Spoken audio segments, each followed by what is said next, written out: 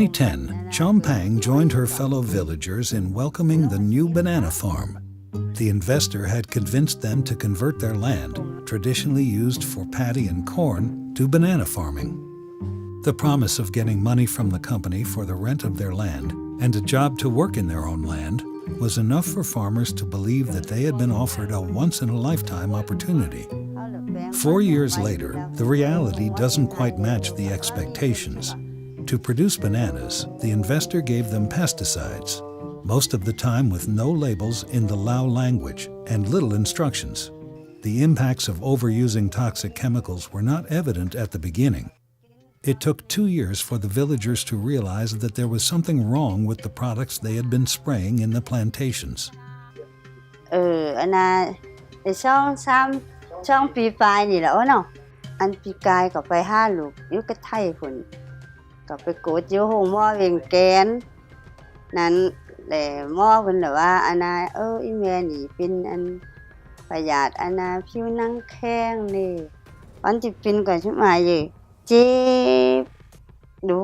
ต่อคอตามอันเนี้ยเจ็บนี่เจ็บแล้วก็เจ็บอันนี้นี่นะหายนั่นเจ็บมึนอันนี้นี่อันมึนอันเส้นอันไหนนี่ภาษางอกนะ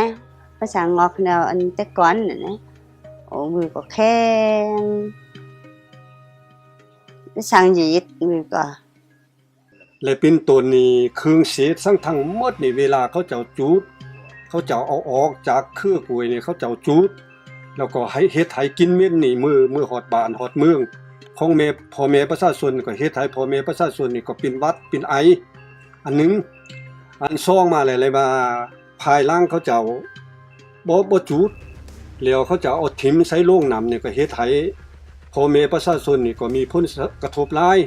เพราะว่าทรายน้ำแบงอันนี้เลยมันว่าพ่อแม่ประชาชนได้อาบแล้วก็ได้ล้างผักล้างนอแล้วก็เก็บกินกุ้งเก็บกินหอยเฮ็ดให้ทรายน้ำแบงตัวนี้นี่มันว่าปลาก็บ่ได้กินกุ้งหอยก็บ่ได้กินแล้วก็คุยไข่นี่ก็บ่ได้กินแล้วก็มีแต่จุกเงินนี่ไปซื้อเพราะว่ากินก็ยานเป็นอันตรายหั่นแหละเนาะยานเป็นอันตรายต่อสุขภาพแล้วก็พ่อแม่ประชาชนนี่ก็บ่ได้กินเฮ็ดให้พ่อแม่ประชาชนนี่ก็อยู่ยากหน่อยนึงแหละลูกเอ้ยคันว่าอยู่ยากหน่อยนึงนะเพราะว่าที่ไปสอกทางใดเพราะว่าอยู่เขตนี้มันก็อยู่กับธรรมชาติกินกับธรรมชาติภายหลังเขาเจ้าถิ่มใส่น้ำแล้วก็เขาเจ้าไปอาบนะเขาไปอาบแล้วก็ไปล้างตัวล้างเคียงนะปรากฏว่ามีตุ่มแล้วก็ฟกเป็นปานสีดำไว้หั่นน่ะChom Sang and her fellow villagers were unaware of the high toxicity of the chemicals they had been using for 2 years. The vast majority hadn't been provided with protective equipment or information on mixing rates.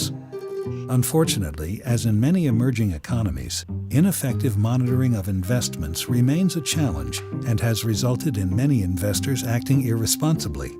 In the agriculture sector, banned chemicals manage to make their way through porous borders and are used by farmers such as Chompang. A study published in 2011 by the Pesticides Action Network, Asia and the Pacific, demonstrated that most commonly used pesticides in Laos included glyphosate, paraquat, atrazine, and 2,4-D. Although highly toxic chemicals such as paraquat are banned in Laos, it still manages to make its way into Laos markets. Poor communication between foreign investors who do not speak Lao and local farmers has contributed to irresponsible use of banned and legal chemicals. Since 2010, the government of Laos is working hard in partnership with the UNDP UNEP Poverty Environment Initiative to monitor the overall compliance of investments or the quality of investments. Since Laos opened to a market economy in the 90s, investments have boomed. ซึ่งพวกเราเริ่มมีการลงทุนอย่างเป็นรูปธรรมขึ้นมาแต่ปี 2003 ซึ่งในระยะต้นเพียงแต่ 2-3 โครงการแต่เรามาฮอดปี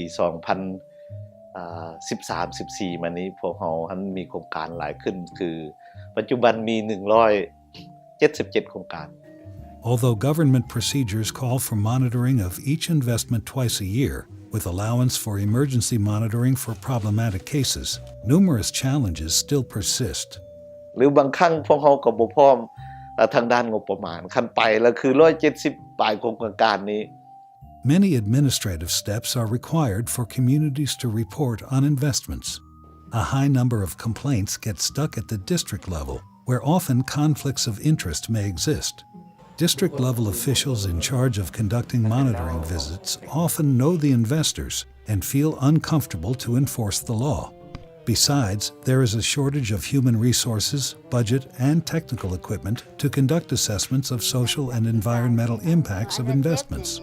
Officials from the Investment Promotion Department, in charge of monitoring, often only look at the contractual compliance of investments, such as whether they have started operations.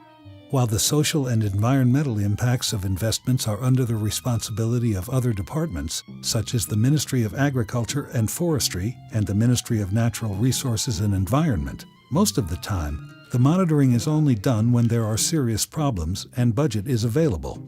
ขอบเขตพระบทบาทนี่มันได้กำหนดไว้แนวนั้นแล้วแต่ว่าในภาคปฏิบัติจริงพวกเฮาก็ยังมี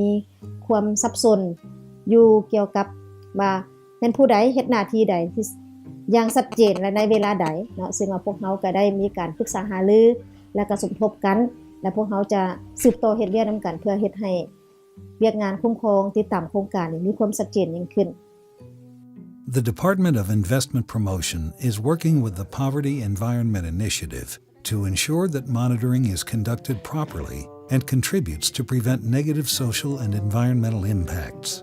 The initiative is developing comprehensive templates to produce quality reporting on the progress of investments, a monitoring questionnaire, and a database on the quality of investments.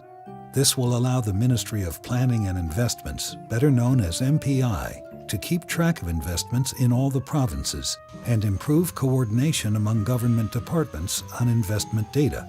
Inroads are being made to link MPI's investment compliance database with the Department of Environmental and Social Impact Assessments database on environmental and social obligations. A challenging work that will hopefully ensure irresponsible investments are held accountable and villages like Nalay, with farmers like Chompeng, are able to conduct a healthy and dignified life.